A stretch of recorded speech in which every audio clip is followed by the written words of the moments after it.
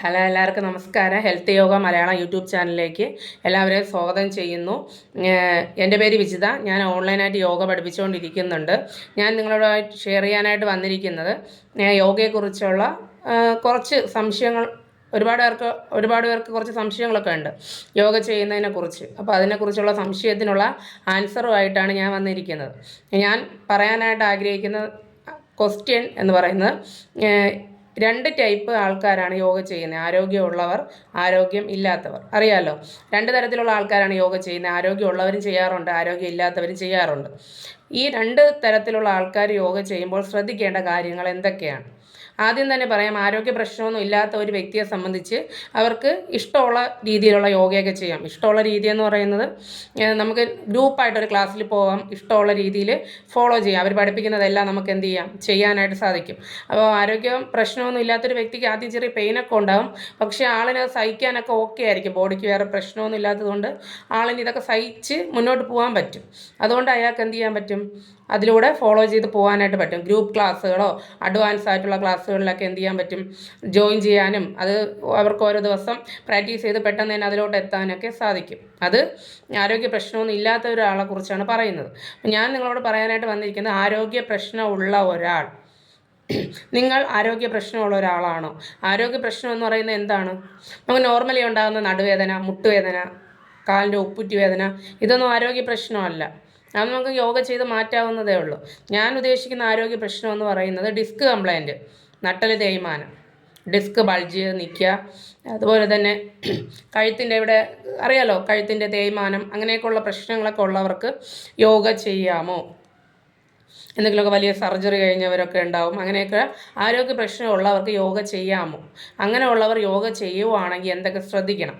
അതാണ് ഞാനിന്ന് നിങ്ങളോട് സംസാരിക്കാനായിട്ട് വന്നിരിക്കുന്നത്. ഒരുപാട് പേർക്കുള്ള സംശയമായിരിക്കും. ഒരുപാട് പ്രായമുള്ള ആൾക്കാർക്കും പ്രായം കുറഞ്ഞവർക്കൊക്കെ പല ബുദ്ധിമുട്ടിലൂടെയാണ് ഇപ്പോൾ കടന്നു പൊയ്ക്കൊണ്ടിരിക്കുന്ന ഓരോ ആളുകൾ. അപ്പോൾ യോഗയെക്കുറിച്ചുള്ള ഗുണങ്ങൾ അറിയാം, പക്ഷേ യോഗ ഞാൻ ഇങ്ങനെ ചെയ്യണമെന്ന് എനിക്ക് ആഗ്രഹമുണ്ട്, പക്ഷെ ചെയ്യാമോ, ചെയ്താൽ എന്തെങ്കിലും പ്രശ്നമുണ്ടോ എന്നൊക്കെ ഒരുപാട് പേർക്ക് സംശയവും കാര്യങ്ങളൊക്കെ ഉണ്ടാവും. അതിനെക്കുറിച്ചുള്ള ആൻസറാണ് ഞാൻ നിങ്ങളോട് ഷെയർ ചെയ്യാനായിട്ട് വന്നിരിക്കുന്നത്. ആദ്യം ആരോഗ്യ പ്രശ്നം ഇല്ലാത്തവരെ കുറിച്ച് പറഞ്ഞു, നമ്മൾ സംസാരിച്ച് കഴിഞ്ഞു.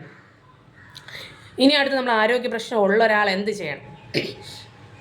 ഒന്ന്, ആരോഗ്യ പ്രശ്നം ഉള്ള ഒരാൾ ആദ്യം ചെയ്യേണ്ടത്, അവർ ട്രീറ്റ്മെൻറ്റ്, ഇപ്പോൾ എന്തായാലും ട്രീറ്റ്മെൻറ്റിൽ ആയിരിക്കുന്ന ഒരു വ്യക്തിയായിരിക്കും, അല്ലെങ്കിൽ ട്രീറ്റ്മെൻറ്റ് കഴിഞ്ഞിട്ട് വീട്ടിൽ വന്നാലും വീണ്ടും ഡോക്ടറിനെയൊക്കെ കണ്ടുകൊണ്ടിരിക്കുന്ന ഒരു വ്യക്തിയാണെങ്കിൽ ആദ്യം ഡോക്ടറോട് ചോദിക്കുക, എനിക്ക് യോഗ ചെയ്യാമോ?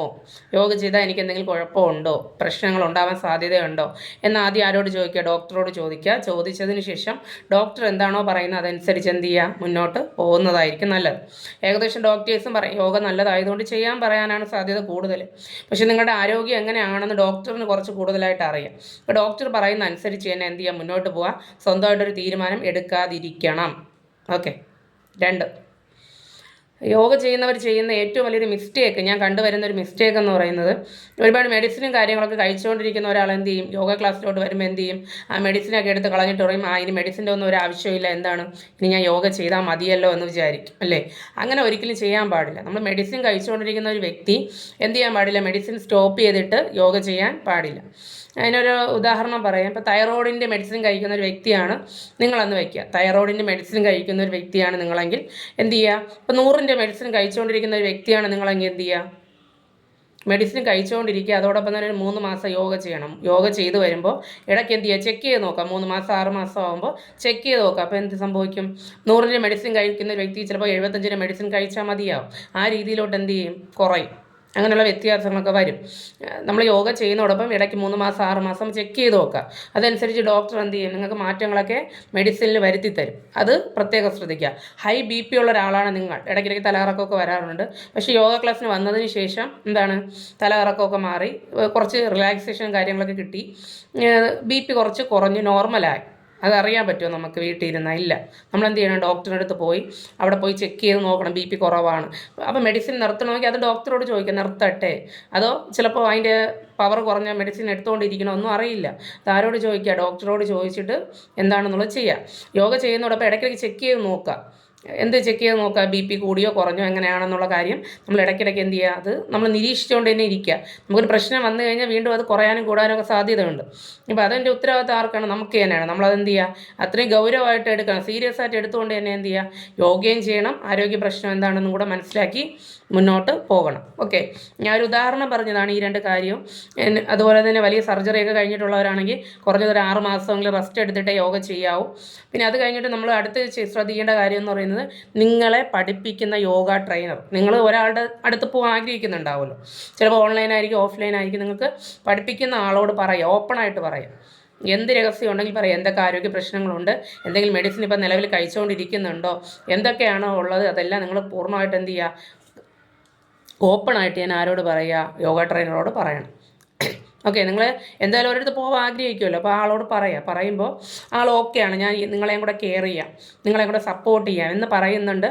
ആ യോഗ ട്രെയിനർ ഓക്കെ ആണെങ്കിൽ നിങ്ങൾക്ക് എന്ത് ചെയ്യാൻ പറ്റും, ആ ഒരു ക്ലാസ്സിലോട്ട് ജോയിൻ ചെയ്യുന്നത് നല്ലതായിരിക്കും. കാരണം ഗ്രൂപ്പ് ക്ലാസ്, നമ്മൾ ഗ്രൂപ്പായിട്ടൊരു ക്ലാസ് അറ്റൻഡ് ചെയ്തുകൊണ്ടിരിക്കുന്ന സമയത്ത് നടുവേദന, സാധാരണ ഉണ്ടാകുന്ന നടുവേദനയില്ല, ഡിസ്ക് കംപ്ലൈൻറ്റ്, നട്ടൽ തേയ്മാനം, ഡിസ്ക് ബൾജ് ചെയ്ത് നിൽക്കുക, കഴുത്തിന് തേയ്മാനം, അങ്ങനെയൊക്കെ പ്രശ്നമുള്ളവർക്ക് ചില യോഗയുടെ പോസ്റ്റേഴ്സ് ചെയ്യാൻ പാടില്ല. അത് ചെയ്ത് കഴിഞ്ഞാൽ പെയിൻ കൂടും.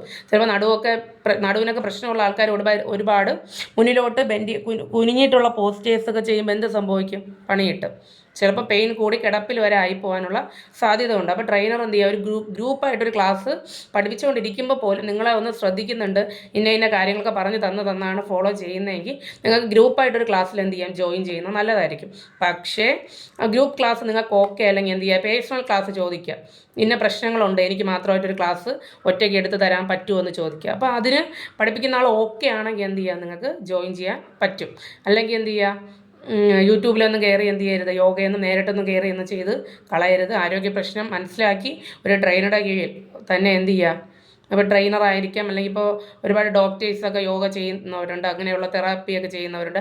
അങ്ങനെയുള്ളവർ നിങ്ങൾക്ക് കംഫർട്ടബിൾ എന്താണോ തോന്നുന്നത് നിങ്ങൾ കുറേ സെർച്ച് ചെയ്ത് നോക്കുക, ഒരുപാട് ആൾക്കാരോട് സംസാരിക്കുക, അത് ആരൊക്കെ പഠിപ്പിക്കുന്നത് നിങ്ങൾക്ക് ഓക്കെയാണ്, കംഫർട്ടബിൾ ആണെന്ന് തോന്നുന്നു, നിങ്ങൾക്ക് ഓക്കെ ആണെന്ന് തോന്നുന്ന ആരാണോ അവരടുത്ത് ജോയിൻ ചെയ്യുക, യോഗ ചെയ്യുക, ആരോഗ്യത്തോടെ ഇരിക്കാനായിട്ട് ശ്രമിക്കുക. ഓക്കെ, ഏറ്റവും പ്രധാനമായിട്ട് ആരോഗ്യ പ്രശ്നമുള്ളവരാണ് പ്രത്യേകം ശ്രദ്ധിക്കേണ്ടത്. അതുകൊണ്ട് എടുത്തു ചാടി യൂട്യൂബിലൊന്നും കയറി കടന്ന് ആരെങ്കിലും എന്തെങ്കിലും പറയുന്നതൊക്കെ എന്ത് ചെയ്യരുത്, എടുത്തിട്ട് ചെയ്യരുത്. ആരോഗ്യ പ്രശ്നം ഉള്ളവർ, ഇല്ലാത്തവർക്ക് ഒരു പരിധിവരെ കുഴപ്പമില്ല, എന്തെങ്കിലും പ്രശ്നങ്ങൾ വന്നാൽ പോലും അതിന് അവർക്ക് എന്ത് ചെയ്യാൻ പറ്റും, ആരോഗ്യ പ്രശ്നം ഇല്ലാത്തത് കൊണ്ട് തരണം ചെയ്യാൻ പറ്റും. പക്ഷേ ആരോഗ്യ പ്രശ്നമുള്ള ഒരു വ്യക്തി എന്ത് ചെയ്യാൻ പറ്റില്ല, തരണം ചെയ്യാൻ പറ്റില്ല, പണിയിട്ട്.